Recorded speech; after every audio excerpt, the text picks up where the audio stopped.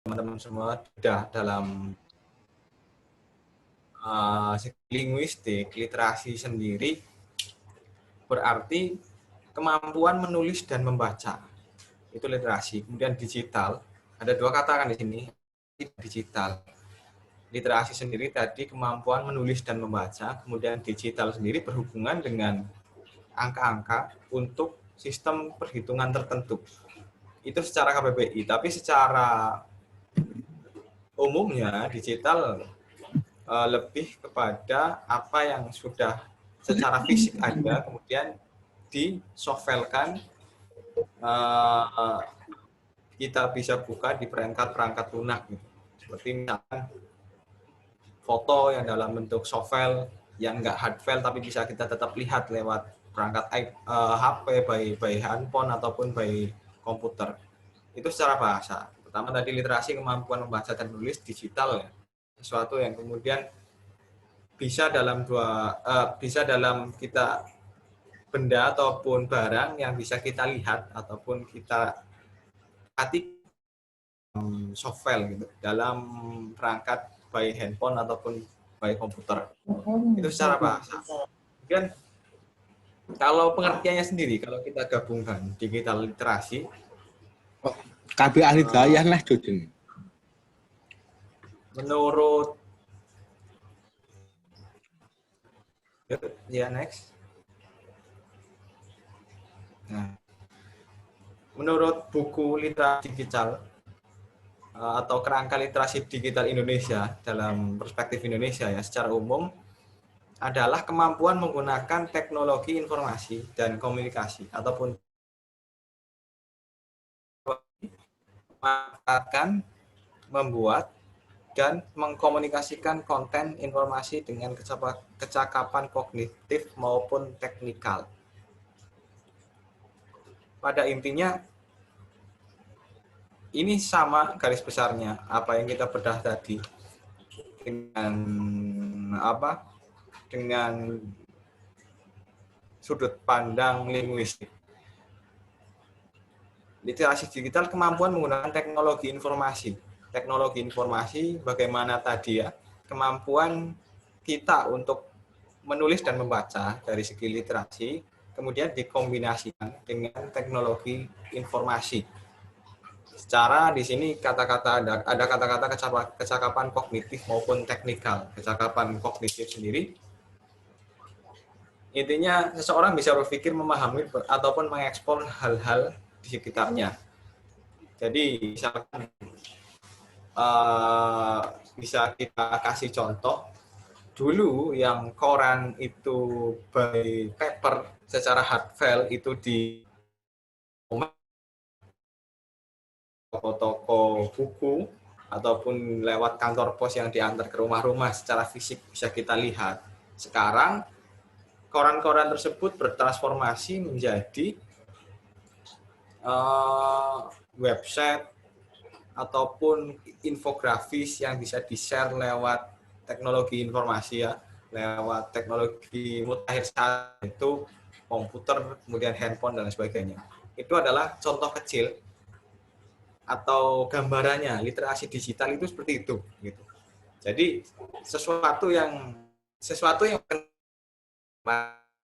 kegiatan dan menulis yang awalnya itu berbentuk fisik kemudian didigitalisasikan, kombinkan dengan teknologi informasi yang ada pada saat ini. Lanjut.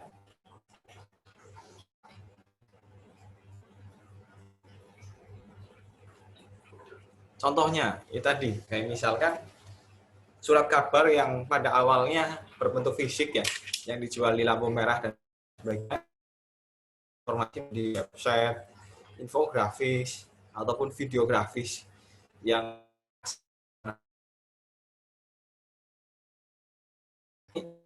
contohnya PowerPoint adalah e-book ataupun e-textbook bacaan dengan segala kelengkapannya yang dapat diakses menggunakan media elektronik. Seiring berkembangnya waktu, e-book semakin memiliki kelengkapan fitur seperti notes, bookmap, audio, dan gambar di dalamnya yang memudahkan penggunanya terutama belajar dan memahami isi konten e-book tersebut. Ya. Koran tadi kan. Koran yang awalnya hardfile kemudian di-softfile-kan, di-share dimanapun media elektronik ada. Gitu. E-book pun sama. E-book yang pada awalnya berbentuk buku, kita harus beli buku yang berbentuk lembaran, kemudian secara fisik kita bisa lihat. Kemudian buku tersebut di-e-book-kan, elektronik bukan, dengan kombinasi teknologi informasi yang ada pada saat ini, entah itu dengan scan ataupun dibuat secara manual PDF dan sebagainya. Ya ini contohnya, banyak sekali contohnya. Tadi koran, kemudian buku, dan banyak lagi. Kayak misalkan dulu orang itu lebih suka melihat berita ataupun kabar sekolahan ataupun kabar suatu instansi itu di papan mading. Di teman-teman semua pasti ada mading, majalah dinding. Sekarang mading itu bertransformasi menjadi sesuatu yang diakses dengan website ataupun dengan Instagram ataupun dengan akun-akun medsos suatu instansi. Jadi itu bentuk ataupun salah satu contoh digital literasi yang ada pada saat ini.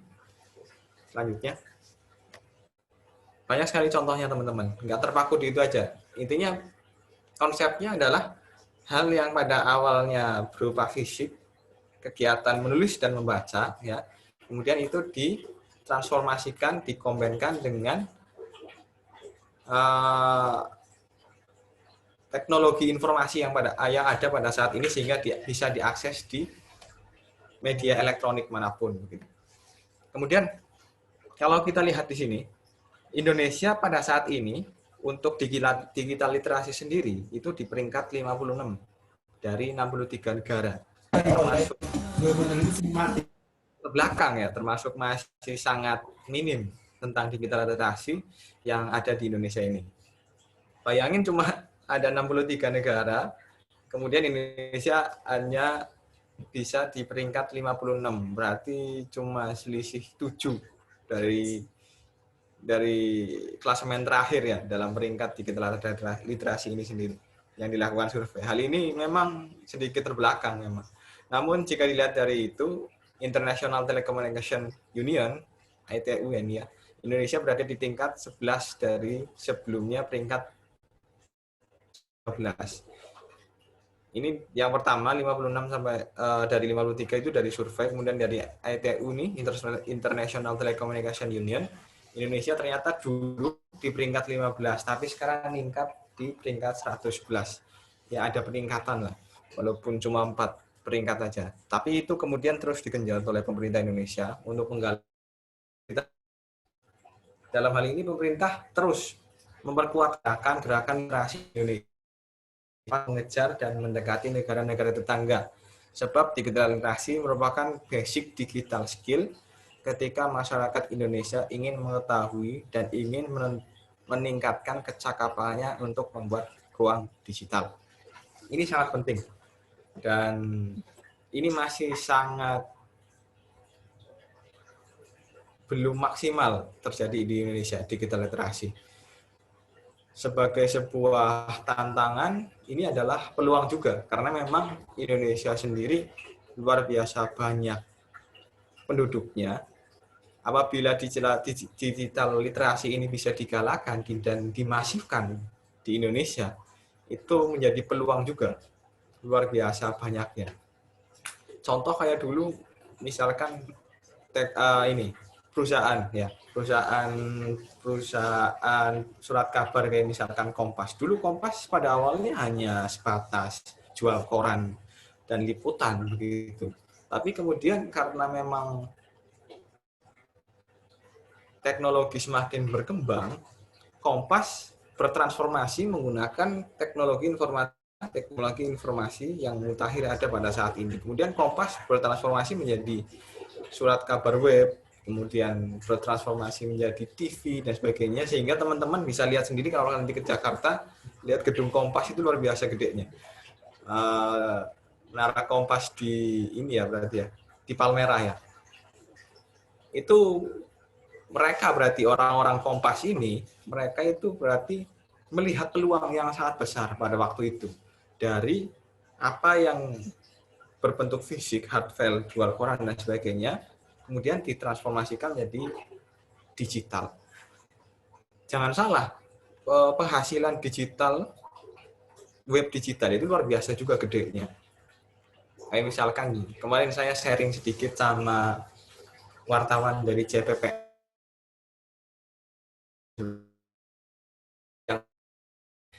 Teman-teman itu asing sekali dengan apa yang saya katakan tadi, JPPN. Intinya itu portal berita, portal kabar berita yang ada di Pulau Jawa, intinya gitu. Dan lokusnya hanya Pulau Jawa gitu. Dari itu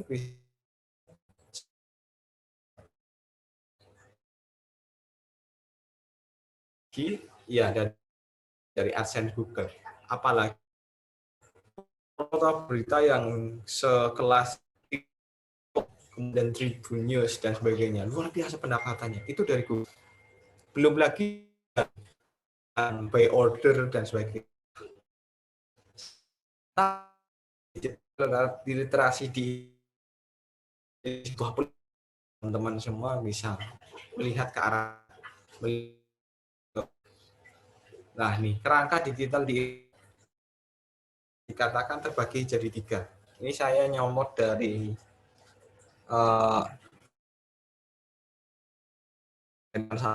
ICT. Yang pertama proteksi, kemudian proteksi kayak misalkan perlindungan data diri, keamanan daring, privasi individu, dan lain sebagainya. Ini hak-haknya. Ini proteksi dalam. Kemudian dari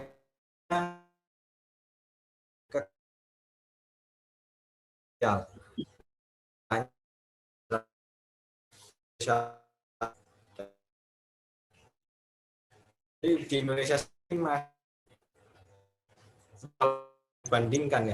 dibandingkan dari negara lain dan masih kalah, dan ini perlu digalakkan kembali.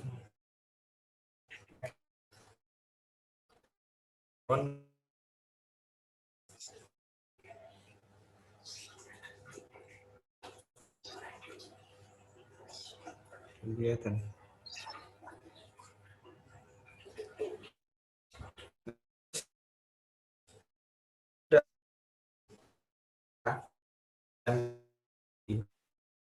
Apa konsep dasar? Kita tadi udah tahu konsepnya, intinya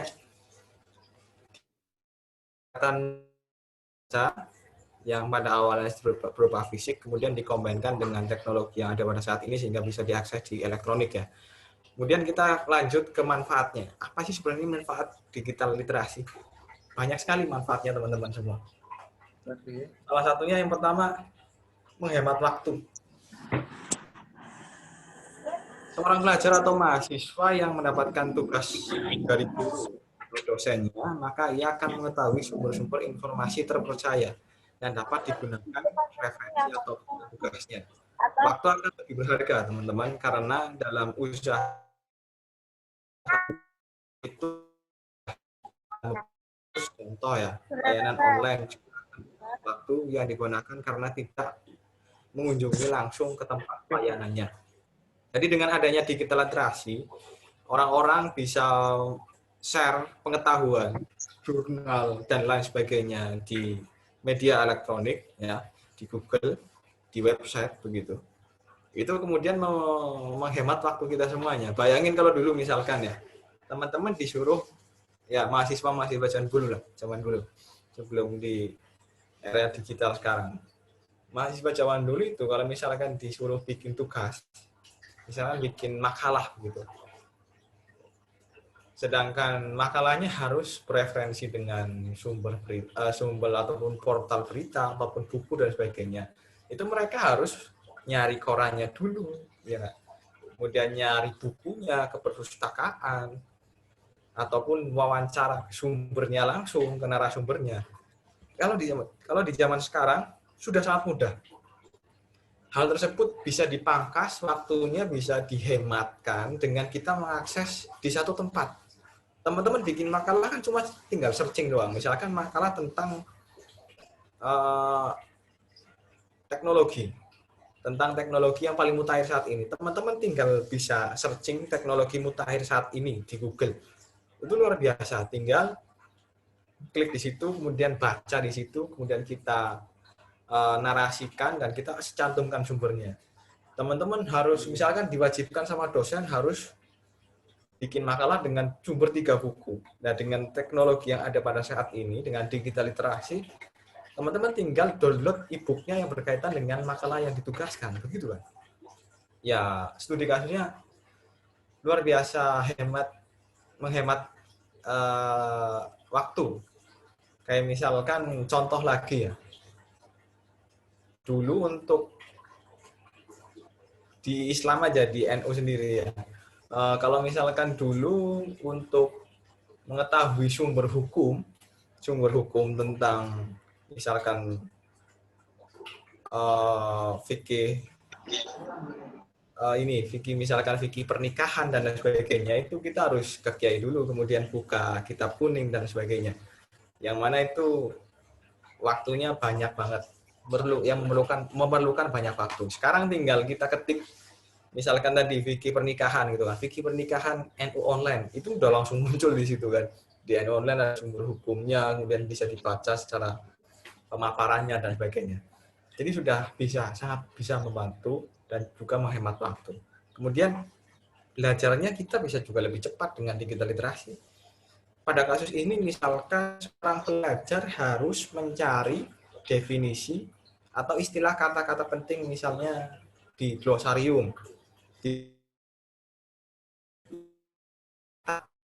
lebih cepat dapat memanfaatkan sebuah aplikasi khusus glosarium yang berisi istilah-istilah penting. Kalau kayak misalkan ya Translate aja, Google Translate. Dulu untuk bisa tahu arti kata privilege gitu, kita harus buka kamus ke bagian P gitu kan, ke bagian P. Kemudian kita baru lihat gitu, diurutkan ini privilege apa ya, kemudian tahu artinya. Kalau sekarang tinggal ketik aja kan, ketik aja di Google kan apa kata yang kita cari misalnya privilege, kemudian langsung ditranslatekan sama Google. Akhirnya itu cepet banget dan efisien. Kemudian menghemat uang juga teman-teman. Saat ini banyak banget aplikasi khusus yang berisi tentang perbandingan diskon sebuah produk.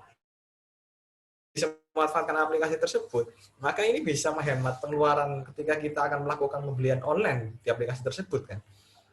Kayak misalkan teman-teman mau beli sesuatu, sedangkan belinya lewat online, dan di online platformnya banyak, ada platform jual beli Shopee, Lazada, Tokopedia dan sebagainya. Teman-teman bisa membandingkan barang yang sama dengan di platform yang berbeda itu dengan ya diskon-diskon tertentu yang ada di dalamnya. Jadi pilihannya semakin banyak dan kita bisa memilih yang lebih murah mana.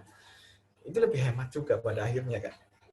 Kemudian membuat lebih aman. Kenapa membuat lebih aman? Sumber informasi yang tersedia dan bernilai di internet jumlahnya sangat banyak, teman. Ini bisa menjadi referensi kita ketika mengetahui dengan tepat sesuai dengan kebutuhannya.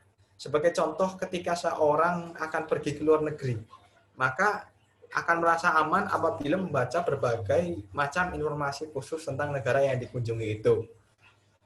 Kalau misalkan dulu dulu ada perang, kemudian kita pengen rekreasi. Nah, tahunya ya Palestina negara Islam yang damai gitu. Ada teknologi informasi yang cepat kayak sekarang ini. Kita berangkat aja ke sana dan kemudian di sana ternyata perang. Itu sama aja dengan kita nggak tahu tentang informasi kan. Tapi dengan digital literasi, update di dunia secara global, kita jadi tahu kondisi di negara tersebut. Akan kita kunjungi. Studi kasus kecilnya gitu misalkan. Kemudian membuat kita selalu terhubung ya, namanya juga internet kan. Real time, dimanapun kita akan bisa berhubungan lisan maupun tatap muka dengan siapapun. Ya, studi kasusnya ya saat ini pandemi ini ya. Pandemi membuat kita mewajibkan kita untuk tetap tinggal di rumah. Tapi dengan bantuan teknologi kita dapat semuanya mengakses pembelajaran tersebut ya dengan daring seperti ini. Dan lain sebagainya. Manfaatnya banyak banget teman-teman. Studi kasusnya.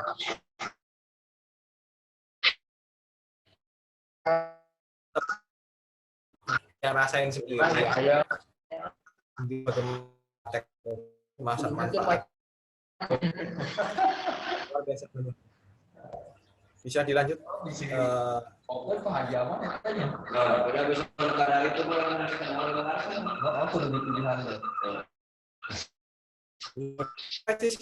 Elemen penting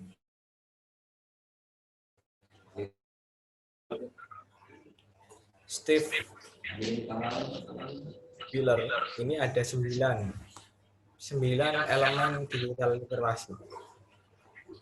Yang pertama adalah social networking.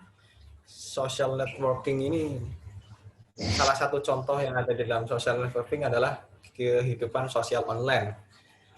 Sekarang setiap individu yang terlibat dalam kehidupan sosial online akan selalu dihadapkan dengan adanya layanan tersebut.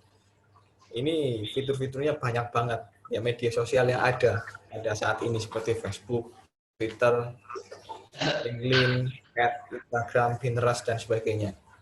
Social networking ini menjadi elemen penting yang kemudian membangun digital literasi. Kemudian transliterasi. Transliterasi dapat diartikan sebagai kemampuan memanfaatkan segala platform yang berbeda, khususnya untuk membuat konten, mengumpulkan, membagikan, hingga mengkomunikasikan melalui berbagai media sosial, grup aplikasi, smartphone, dan sebagai layanan online yang tersedia.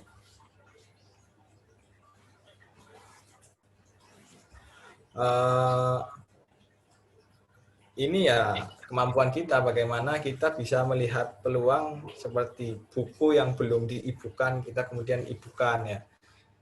Tapi ya dengan prosedur yang ada, jangan sampai kita semena-mena, karena memang ada peraturannya semuanya kan. Ini bisa disebut dengan transliterasi. Kemudian maintaining privasi. Maintaining privasi ini hal penting dalam literasi. Maintaining privasi ataupun menjaga privasi di dalam dunia online. Memahami dari segala jenis cybercrime seperti pencurian online ataupun lewat kartu kredit. Mengenal ciri-ciri situs palsu ataupun phishing, penipuan via email dan sebagainya. Ini sebagai salah satu juga pendukung terbentuknya digital literasi. Kemudian yang keempat, managing digital identity. Ini maksudnya berkaitan dengan bagaimana cara menggunakan identitas yang tepat di berbagai jaringan sosial platform lainnya. Ya manage digital identitas gitu bagi orang-orang yang ada di dalamnya. Kemudian creating content yang membuat sebuah konten ya lewat berbagai aplikasi lah seperti Powtoon, Prezi, Blog, Forum dan lain sebagainya. Ada juga ini organizing dan sharing konten yang mengorganisasi dan kemudian men-sharing konten yang di-share. Kemudian repurposing konten. Ini kemudian yang dimaksud dengan reusing ataupun repurposing konten adalah, tolong di next slide-nya, mampu bagaimana membuat konten dan berbagai jenis hingga menghasilkan konten baru dan dapat dipergunakan kembali untuk berbagai kebutuhan. Misalnya, seorang guru yang membuat konten tentang mata pelajaran tertentu dengan lisensi Creative Commons.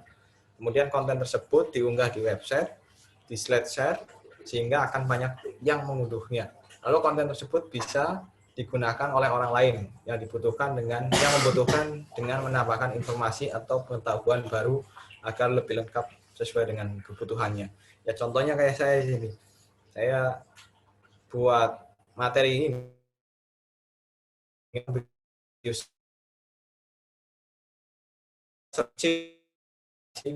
di SleetShare apa aja yang biasa orang-orang bicarakan tentang digital literasi dalam sebuah seminar, kemudian saya kurangi dan tambahi apa yang saya butuhkan untuk bahan sharing pada hari ini. Kemudian selain itu ada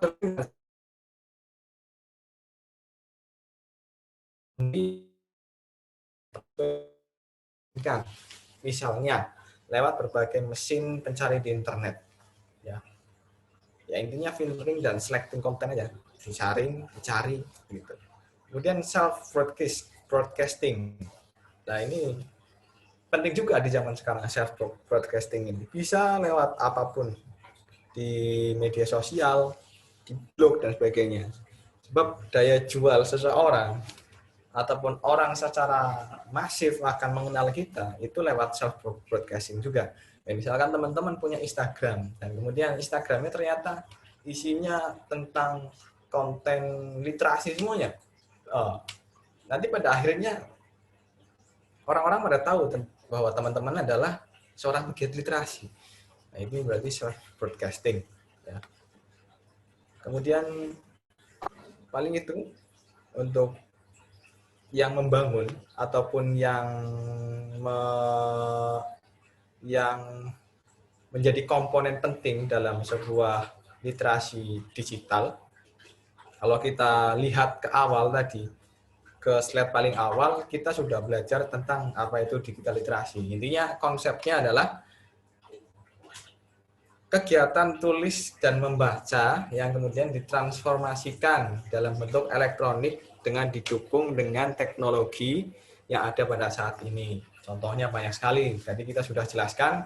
Contohnya kayak misalkan di surat kabar, studi kasus tadi Kompas, dan lain sebagainya. Manfaatnya juga luar biasa, dan komponennya kita tahu apa itu semuanya. Paling itu yang bisa saya sampaikan secara materi teman-teman semua. Saya pengen lebih ke sharing aja ke teman-teman yang ada di sini. Nanti saya harap ataupun saya bisa mengajukan hal tersebut ke pihak MRMI untuk digital literasi ini. Jadi pada hari ini cuma sebagai stimulus awal aja. Nanti kita ada sesi berikutnya untuk praktek begitu. Bisa nggak sebenarnya? As admin IT dan Mbak Gina ini. Kalau tajuk acaranya pada hari ini webinarnya menulis dan membuat sebuah konten kan, tapi pada kenyataannya sekarang kita hanya perkenalan aja tentang digital literasi. Harapannya nanti adalah sesi kemudian bisa bagaimana konsepnya digital literasi bisa diterapkan oleh teman-teman semua yang ada di sini. Paling itu ada 55 orang yang hadir di sini yang mendengarkan berarti apa yang saya sampaikan.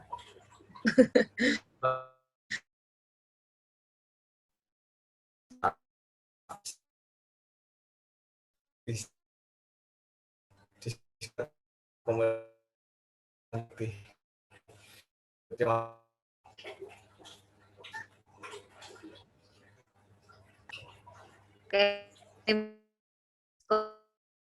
pemaparan materinya ya, teman-teman dan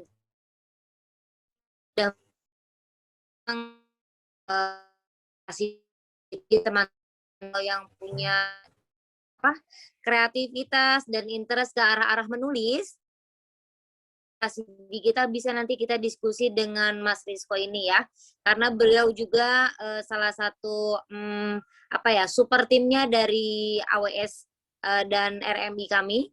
Jadi beliau juga yang bertanggung jawab buat teman-teman semua ya. Kita bisa sama-sama belajar dari Mas Rizko, ilmunya banyak. Betul begitu Mas Rizko? Oke, mungkin teman-teman yang lain ada tambahan, teman-teman yang lain ingin mengajukan pertanyaan, saya persilakan kepada teman-teman semua untuk bertanya. Kita buka forum diskusi ya. Silakan teman-teman yang lain. Banyak banget ini, ada 56 yang hadir. Iya benar. 6 karena Jadi biasanya 100 sharing aja orang. kita, maksudnya teman-teman bertanya dan nggak harus saya yang jawab ataupun teman-teman mungkin ada yang lebih expert tentang hal ini kan bisa sambil sharing juga gitu kan.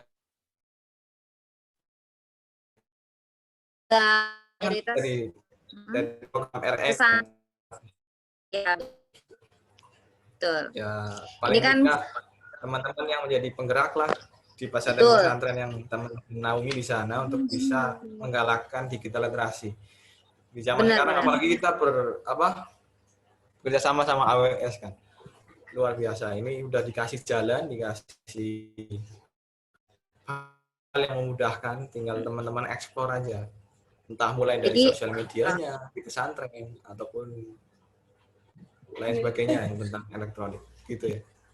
Itu teman-teman. kesempatannya sangat luar biasa ya Mas Rizko ya. Karena dari background teman-teman yang di dunia pesantren, tentunya para master dan teacher ini bukan orang sembarangan gitu ya. Orang-orang pilihan lah, yang mana kemampuan teman-teman para master dan teacher ini mereka biasa menggagas atau memberikan juga materi kepada para santri seperti itu. Jadi di era digital 4.0 ini teman-teman, kami segenap RMI, keluarga RMI ini mengajak teman-teman untuk cerdas dan melek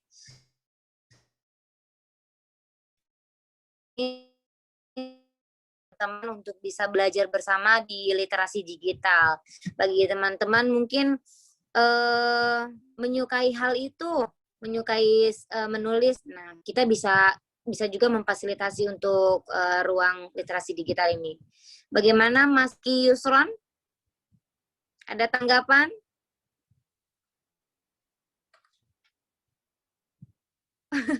Nampaknya serius sekali Mas Rizky Yusron ya. Yang lain teman-teman gimana? Ya, Tafad.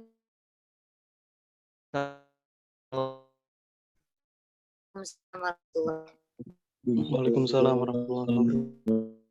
Mas Rizko luar biasa materinya, terima kasih atas ilmunya. Saya ingin bertanya begini, kami ini pegiat literasi memang, saya dari tahun 2015 sering membuat buku ya. Bahkan buku saya alhamdulillah sudah tembus ke luar negeri walaupun dibeli sama TKW TKI gitu. Cuman kadang begini, kalau ingin memposting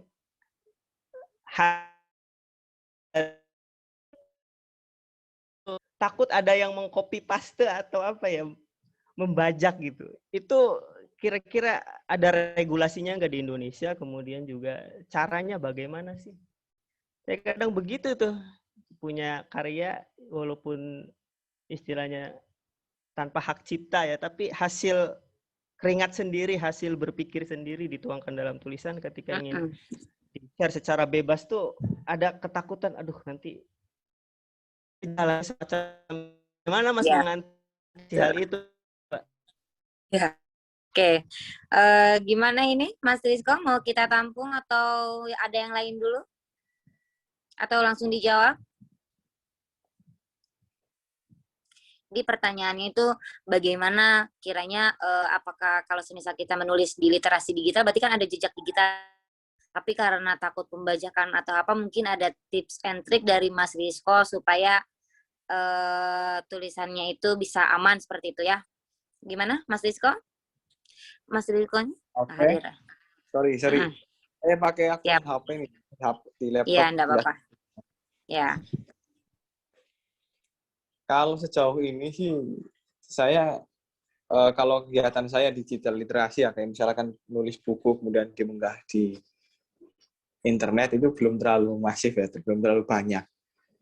Tapi ya pasti ada triknya yang mana hal tersebut bisa ngamanin nih karyanya Mas siapa tadi yang nanya? Sorry.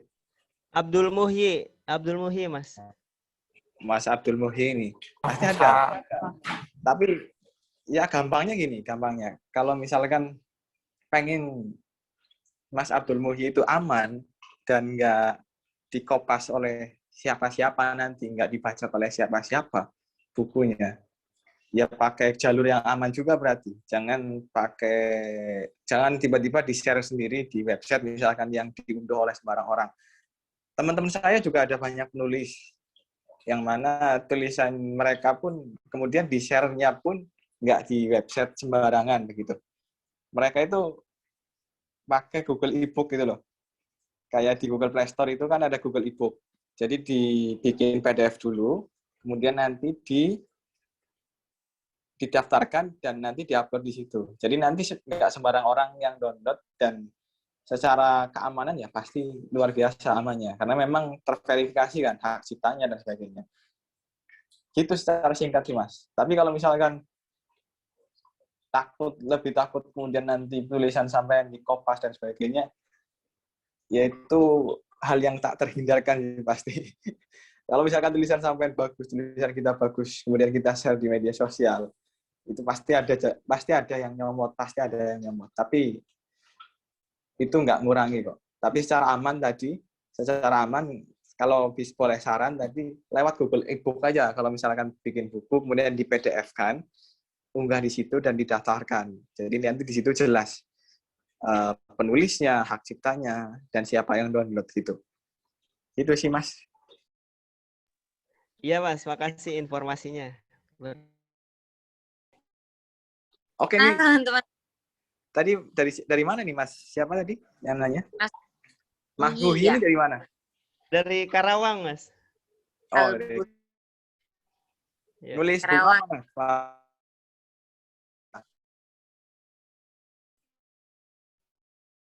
Nah, muda gitu. Dan Mas Koriko Anahdia di Oh, organisasi Ansor, iya. Jadi lebih ke iya. hal-hal yang bersifat suluk-suluk kaum milenial lah gitu. Mantap. Ya sebenarnya metodenya ya seperti metode Gus Baha aja gitu. Jadi bagaimana caranya kita mengenalkan agama itu secara praksis, nggak nakut-nakutin kaula muda gitu. Mantap banget. Gitu. Iya ya. Iya, Nanti paling mungkin gitu. bisa lah dibaca Iya. lah karya saya ntar. Caranya. Dan kita coba pakai pakai metode yang Google e-book gitu Mas. Kita jadi nanti belajar semua di sini kan. Di-share nanti Ya, iya, didaftarkan. iya. Siap. Buat teman-teman Iya. nih yang masih belum terlalu ke arah-arah detail, saya menulis itu sederhana begitu ya? Benar nggak? Menulis itu sederhana, nampaknya misalkan seperti ceramahnya Gus Baha, kita Nah, betul. gitu ya. Itu ya Iya, yang betul. Mas Muhi kan ya? Iya, Iya, termasuk jadi kalau di sini ada ketua PWNU kebetulan juga satu kecamatan dengan saya.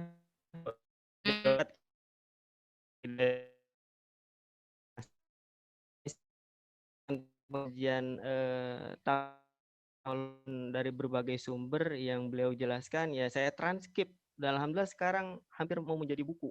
wah, Begitu. keren ya. Saya transkrip gitu. Jadi itu kalau untuk kita ngaji kemanapun, pergi ke sekarang diri kita gitu, sesuai dengan apa yang kita tangkap begitu.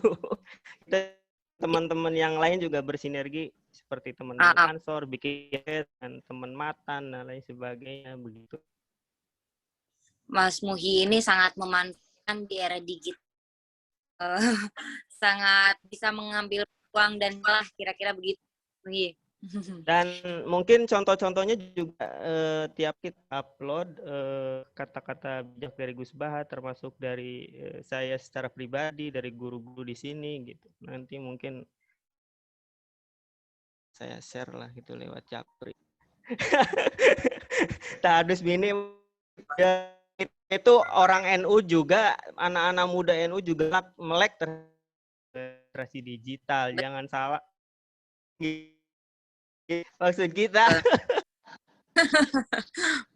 Betul, nanti kalau mau share materi ke kita, buku juga tulisannya, biar kita sama seperti Ya. itu.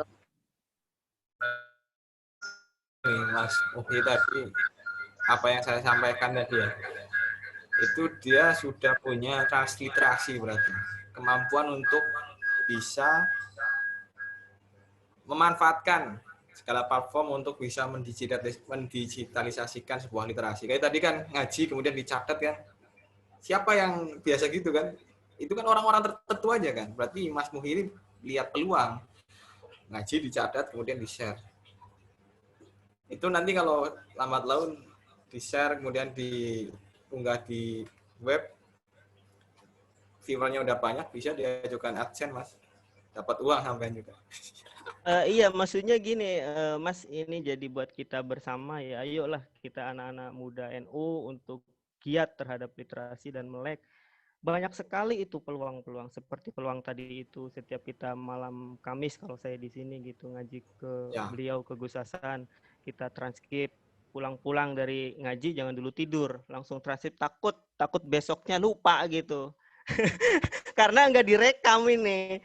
Itu mengandalkan ingatan aja, jujur aja saya mengandalkan ingatan aja dan pemahaman ketika ngaji gitu, pulang langsung transkrip gitu kan. Satu, yang kedua kemudian bagi teman-teman yang di rumahnya dipercaya jadi khotib Jumat atau khotib di berbagai masjid, cobalah untuk bikin kata-kata dari sendiri gitu, merangkai kata dari sendiri, walaupun kita rujukannya ke kitab, kita rujukannya ke para ucapan-ucapan para kiai dan ulama, guru-guru kita yang bersanad keilmuannya gitu kan. Itu juga yang dilakukan oleh saya setiap 1 bulan sekali dapat giliran khotib Jumat, saya tulis secara sendiri.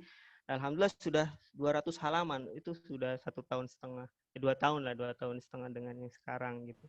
Jadi sebenarnya banyak sekali, banyak sekali peluang itu dan bahkan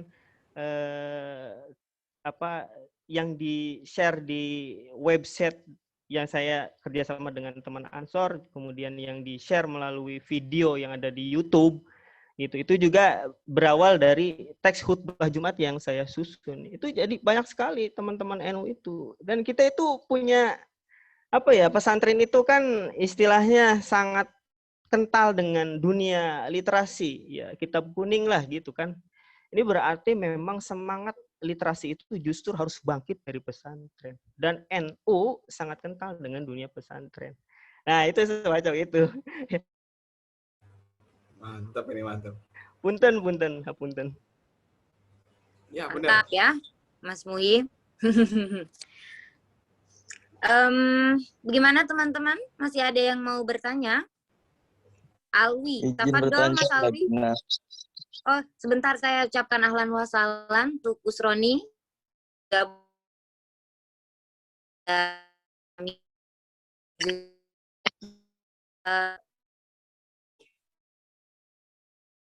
Atau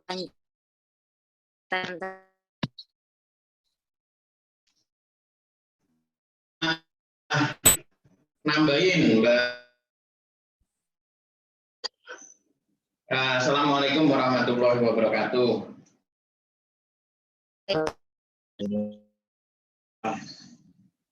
Terima kasih dan juga kepada master trainer dan teacher yang masih semangat. Ini ada 50 lebih yang hadir. Kita sangat apresiasi.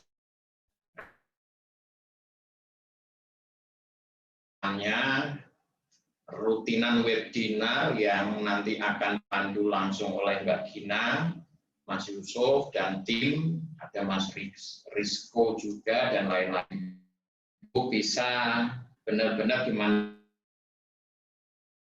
di master trainer dan teacher. Nah, buka untuk tahun terkait dengan materi, nanti yang akan menyiapkan pemateri kompeten sehingga teman-teman yang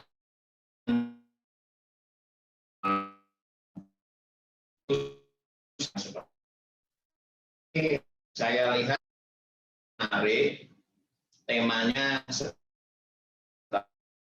menarik. Ingin saya tambahkan begini, Ya. Nah, ini menjadi pemahaman baru bagi teman-teman terkait dengan literasi, ya, literasi digital. Memang yang menjadi permasalahan di kita yang dari dulu sampai sekarang tidak atau belum pernah selesai itu adalah terkait dengan pembajakan, terkait dengan apa istilahnya kalau tulisan itu apa ya, pembajakan lah ya, pembajakan tulisan, karya dan lain-lain. Itu memang menjadi kekhawatiran, tetapi ada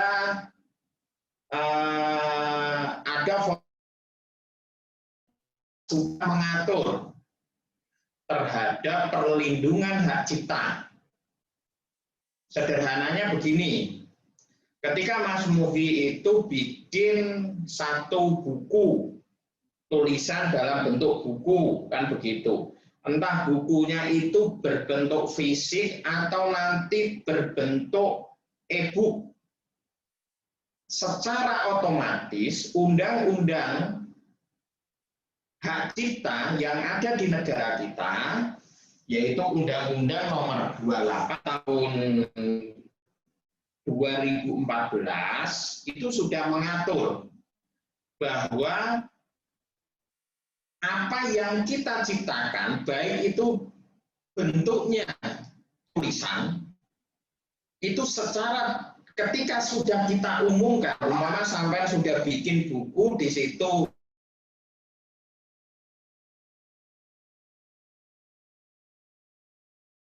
Muhi Abdillah, ini namanya deklaratif, memberitahukan kepada orang. Nah, ketika suatu cipta itu secara otomatis undang-undang itu mengakui bahwa apa yang Anda tulis di dalam buku yang Anda miliki, walaupun tidak pernah sampean daftarkan di Kemenkumham, karena itu urutan kedua, kan begitu. Sampean sudah menulis, terus sampean deklarasikan orang bahwa ini tulisan saya, ya kan? Berbentuk e-book, berbentuk buku fisik atau apapun, itu secara otomatis hak kekayaan intelektualnya itu sudah menjadi milik Anda. Sehingga nanti ketika cara membabi buta melakukan plagiasi atas tulisan sampean, itu sampean bisa melakukan apa istilahnya, kesanggahan atau keberatan. Loh, itu orang itu bikin itu kan apa sama persis dengan yang saya tulis.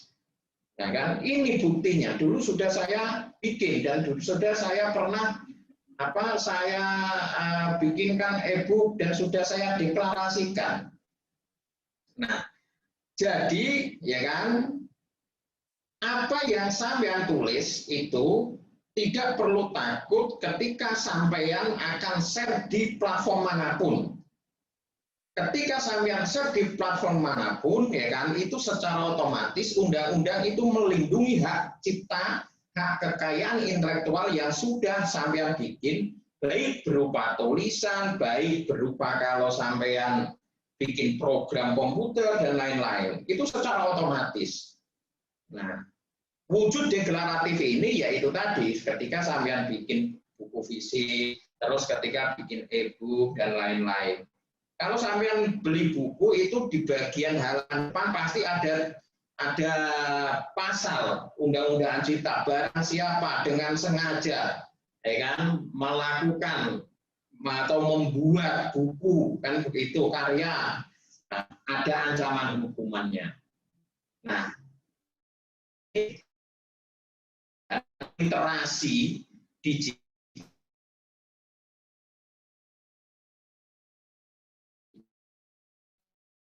itu bahwa itu otomatis undang-undang sudah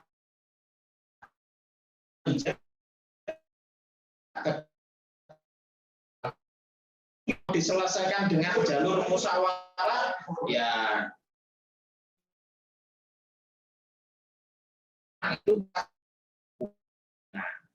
itu tambahan informasinya Mas Mugi dan lain-lain. Terima kasih Mbak Gina.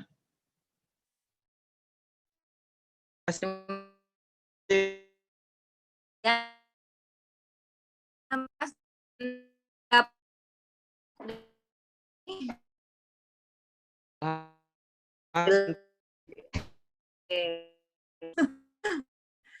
tadi ada siapa lagi yang bertanya?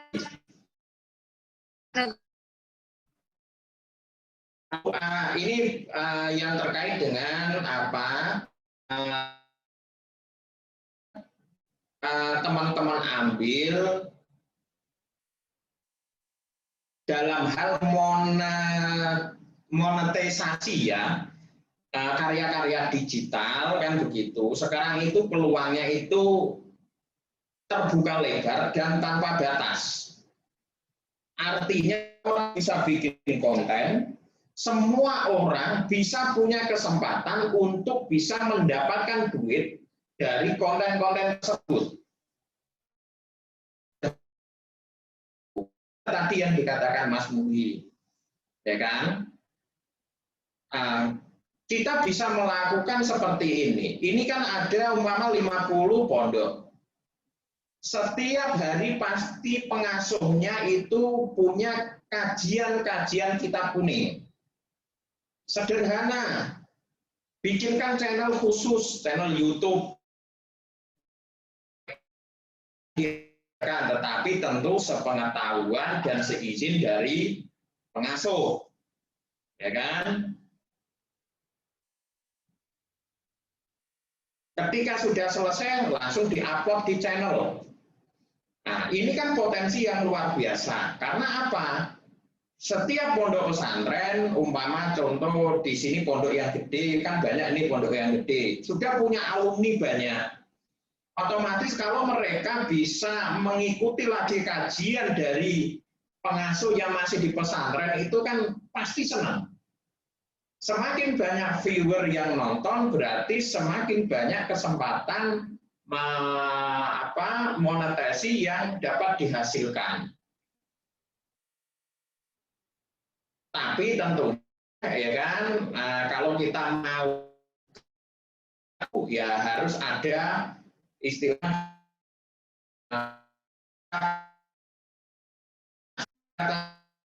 saya maksud adalah kalau umpama kita bikin video untuk YouTube kan begitu.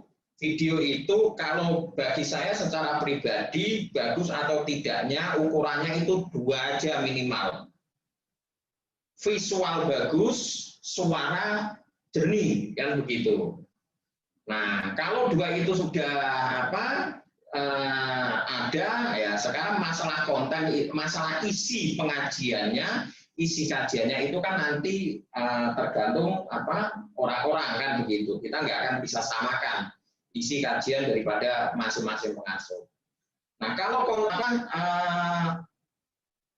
kualitas visualnya bagus, jernih, audionya bagus, terdengar jelas, saya yakin banyak juga yang akan menonton. Dan itu menjadi peluang.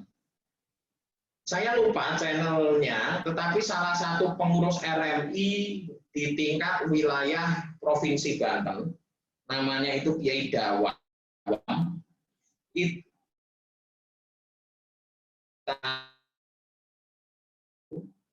beliau itu bikin konten-konten kajian fikih yang sederhana-sederhana, tetapi yang memang menjadi pertanyaan dan menjadi rujukan pengetahuan bagi orang-orang awam, kan seperti itu. Nah, itu setiap bulannya beliau itu dapat 30 juta dari monetasi video YouTube yang dibikin. Padahal bikinnya ya dengan hanya mengandalkan handphone, terus dikasih judul yang sedikit bombastis, banyak kan sekarang di YouTube seperti itulah. Artinya kan begitu tadi yang saya bilang, kalau kita tujuannya kita berlatih masuk dalam hal literasi digital, itu bisa dipraktekkan oleh teman-teman kan begitu. Hasilnya ya tergantung dengan bagaimana teman-teman bisa menangkap peluang, bisa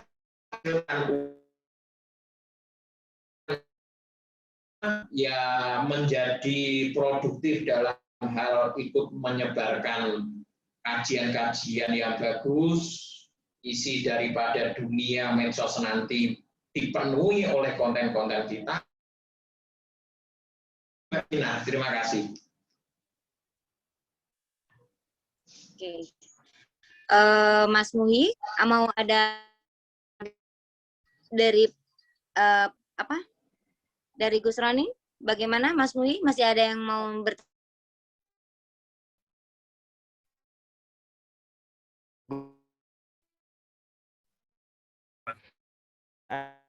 Mungkin dari saya selaku pribadi, bagi teman-teman pegiat sebagai platform untuk bisa menaikkan subscriber, menaikkan follower 1.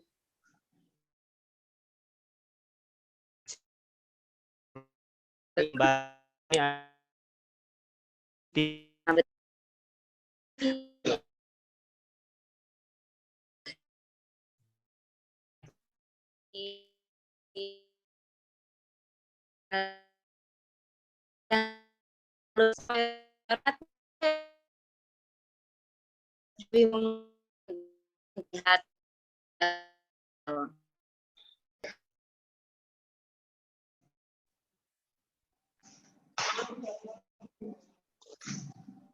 Kalau pesantren banyak ya. mana Yang- tadi? Channel YouTube. Di sini udah punya YouTube semua. Assalamualaikum.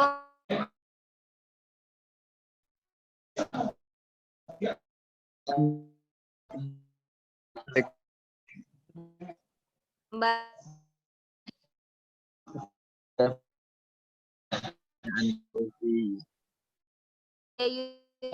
Tafadhol.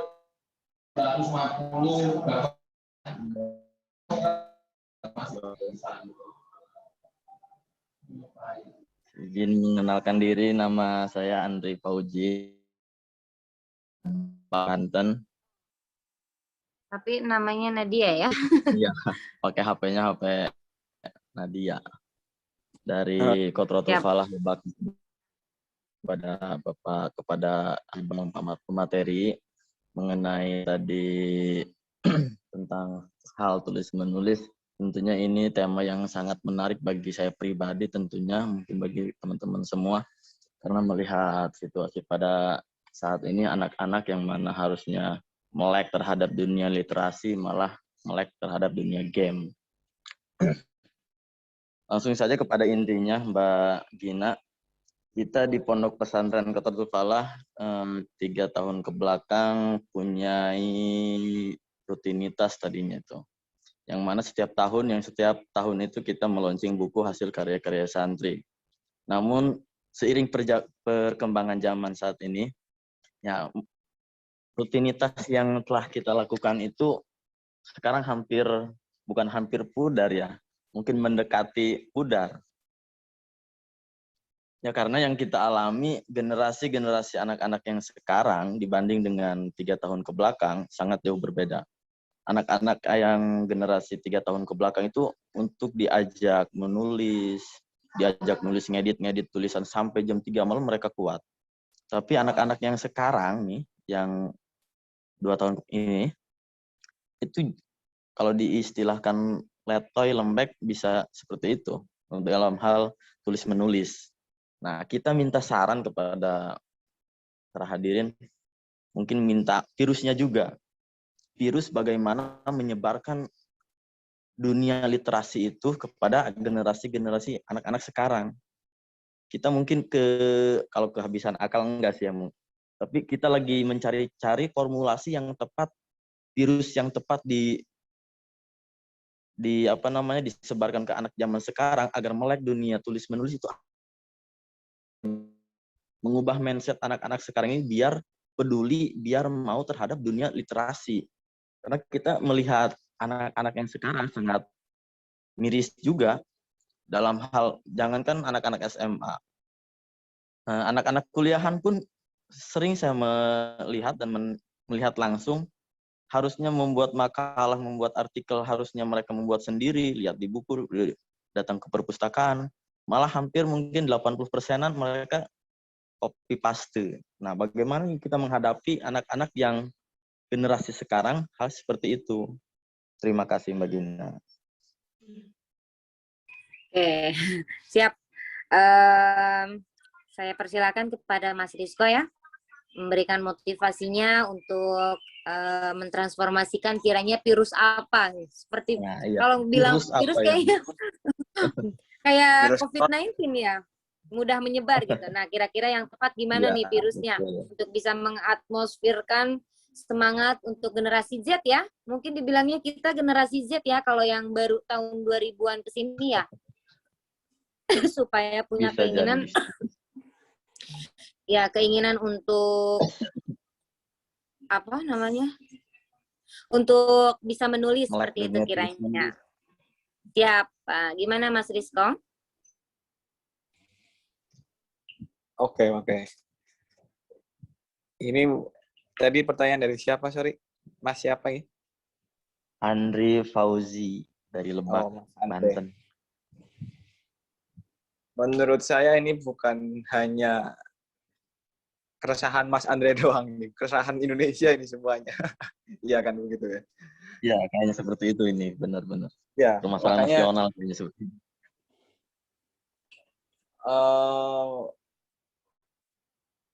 kalau bisa dikatakan, zaman sekarang zaman serba canggih dan serba mudah diakses. Apa-apa mudah diakses, apa-apa mudah didapatkan, informasi sangat mudah didapatkan, kesenangan sangat mudah didapatkan, dan sebagainya. Ini kemudian bisa menjadi tantangan, bisa menjadi hal positif dan menjadi hal negatif. Hal positifnya adalah kita bisa mengakses apapun sekarang dimanapun asalkan ada internet. Bukan begitu kan ya? Hal negatifnya adalah pada akhirnya karena semua itu serba mudah, karena semua itu serba enak, membentuk generasi yang tidak menghargai proses. Betul nggak sih? Jadi dulu orang mau bikin isai itu harus berkelana ke beberapa perpustakaan ataupun beberapa narasumber kan. Harus jalan kaki, harus naik kendaraan, ketemu orangnya langsung, wawancarai apa aja yang dibutuhkan dalam membuat sebuah isai, dan lain sebagainya. Harus pinjam buku dan sebagainya. Tapi kemudian di zaman sekarang, itu semuanya sudah bisa diakses di satu tempat. Pada akhirnya proses itulah yang kemudian menjadi tendensi penting. Kenapa zaman sekarang anak-anak lebih suka main game, lebih suka hal-hal yang berbau dengan kesenangan instan. Gitu. Main game kan cuma tinggal main jempol aja udah dapat hal yang senang. Beda dengan zaman sebelumnya ya. Anak-anak zaman dulu, anak-anak tahun 90-an. Biar senang itu harus lari-lari dulu, main petak umpet dan sebagainya. Formula yang, ya ini keresahan kita bersama, yang harus kita lakukan, harus kita laksanakan. Yang paling penting ya, di posisi kita sekarang yang sudah, kita semua, saya anggap teman-teman sudah melek literasi. Hal yang dapat kita lakukan secara instan, yang setelah ini bisa kita lakuin semuanya adalah ya mengarahkan mereka semua. Kayak misalkan zaman sekarang budaya dongeng sudah sangat mengikis, sudah hampir hilang mungkin di Indonesia. Padahal budaya dongeng itu luar biasa manfaatnya bagi tumbuh kembang literasi suatu generasi. Beneran ini. Dengan mendongengi anak, dengan mengasih cerita kepada anak, dengan kita bercerita kepada anak-anak, mereka itu akan terbangun imajinatifnya. Kemudian akan bertanya-tanya, loh kenapa ya ada di cerita itu misalkan dongeng Kancil mencuri timun misalkan, loh kenapa Kancil kok bisa seperti itu? Itu kemudian mengasah nilai kritisnya, nalar kritisnya. Kemudian mengasah jiwa literasinya juga pada akhirnya. Dia punya banyak referensi.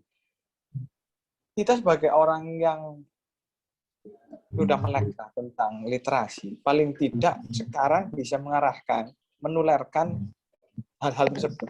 Saya misalkan ya, ketemu anak-anak, nggak hanya pengen main-main apa dan sebagainya, tapi kemudian, dengar nggak cerita ini?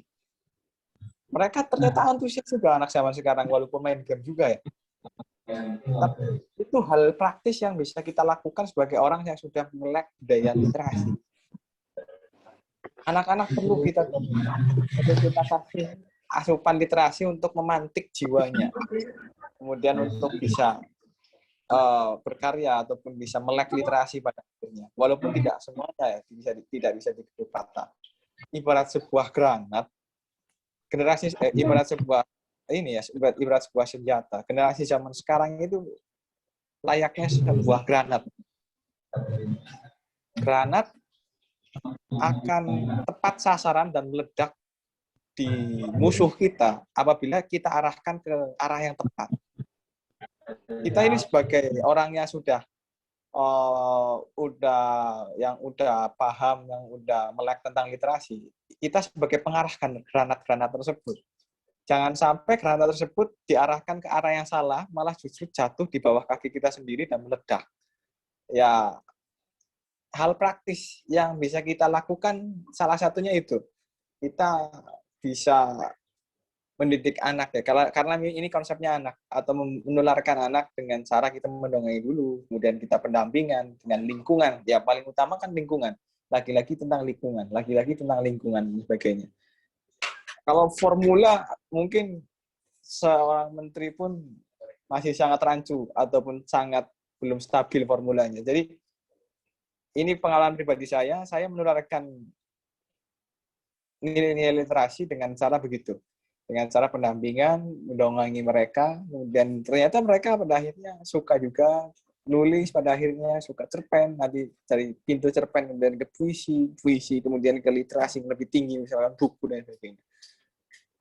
Itu yang bisa saya share, Mas Andre. Ataupun teman-teman sini yang mungkin punya studi kasus yang berbeda bisa share juga pengalamannya.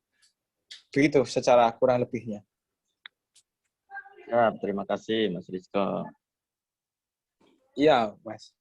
Ya kita sharing aja. Ya tidak menutup kemungkinan ya teman-teman juga punya pengalaman apa yang bisa menularkan jiwa literasi sudah disampaikan aja dalam forum ini.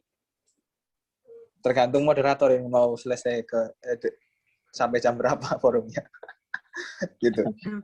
Oke, teman-teman siap. Mengingat waktu ya.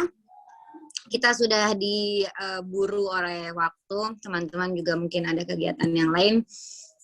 Sampai berjumpa di webinar selanjutnya. Saya mengharapkan, kami segenap keluarga besar RMI mengharapkan konsistensi dan istiqomah teman-teman untuk tetap bergabung bersama RMI, bergerak bersama untuk mengglobal. Artinya kami tidak sendiri, kalian tidak sendiri, kalian tidak sendiri, kalian akan bisa mengeksplor dunia bersama kami RMI PBNU. Maka dari itu tetap memupuk semangat teman-teman, jaga kesehatan di masa pandemi ini karena virus kian marak ya, dan stay healthy, stay positif.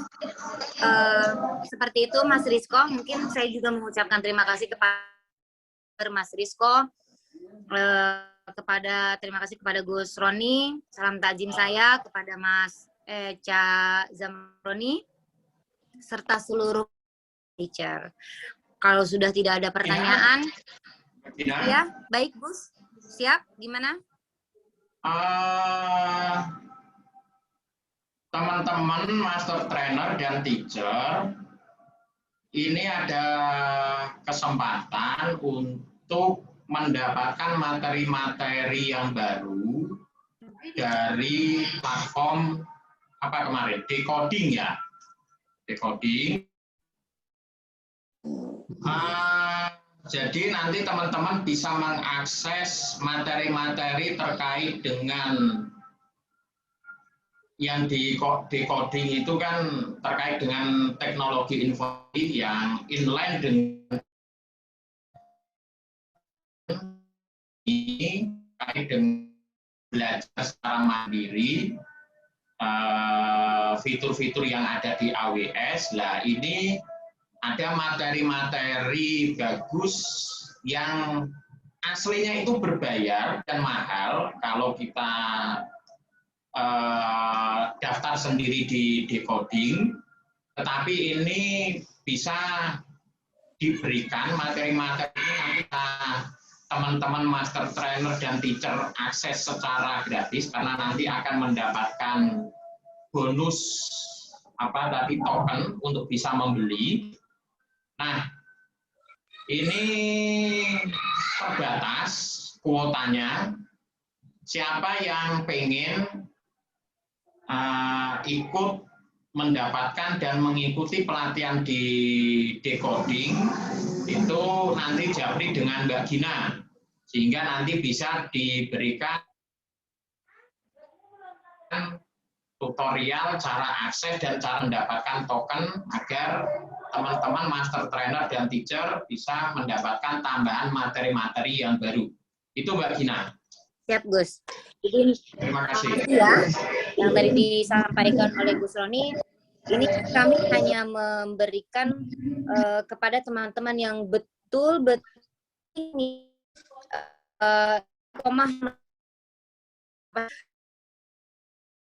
tidak pemanfaatan teknologi dari AWS dan juga RMI ini nanti decoding ya. Jadi nanti teman-teman kalau yang ingin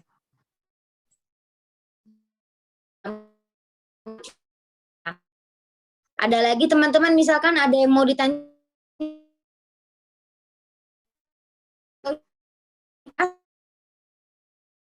Mbak, tutup tadi.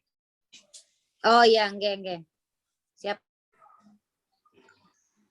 Begitu ya teman-teman semua yang hadir pada Zoom kali ini. Luar biasa, ini stabil, nggak ada yang beberapa doang yang live ini. Makasih banyak. Mohon maaf nih kalau misalkan kurang maksimal dalam menyampaikan materinya. Mohon maaf juga ke pihak RMI, Gus Roni, dan seluruh jajarannya, Mbak Gina, Mas Yusuf, dan semuanya. Terima kasih banyak sudah diberi kesempatan. Harapan saya ini hanya pengenalan saja, stimulus. Nanti ada hal lain yang bisa dikerjakan bareng-bareng teman-teman yang ada di sini. Lebih lanjut tentang digital literasi, entah praktik, entah apa. Yang penting progres lah. Yang perlu menjadi garis bawah teman-teman semua yang ada di sini dari berbagai pondok pesantren. Teman-teman ibarat mau kemana-mana, ini udah dikasih jalan tol, dikasih kendaraan, tinggal mau apa enggak, biar mau apa enggak jalan sampai ke tujuan. Jadi ini kesempatan luar biasa yang saya sendiri sebagai Mas Santri nggak dapat kesempatan ini, malah jadi pembicara di sini. Begitu. Gunakan kesempatannya dengan baik, biar nanti pada akhirnya baik juga buat lingkungan sekitar teman-teman di pondok pesantren masing-masing. Dari saya, mohon maaf semuanya. Sekian, terima kasih. Assalamualaikum warahmatullahi wabarakatuh. Waalaikumsalam warahmatullahi wabarakatuh. Oh, hatur nuhun ya. Sudah meluangkan waktunya. Oke, baik teman-teman. Terima kasih banyak saya sampaikan berulang kali kepada teman-teman. Saya tutup webinar kedua ini. Kedua. Sampai jumpa di minggu yang akan datang.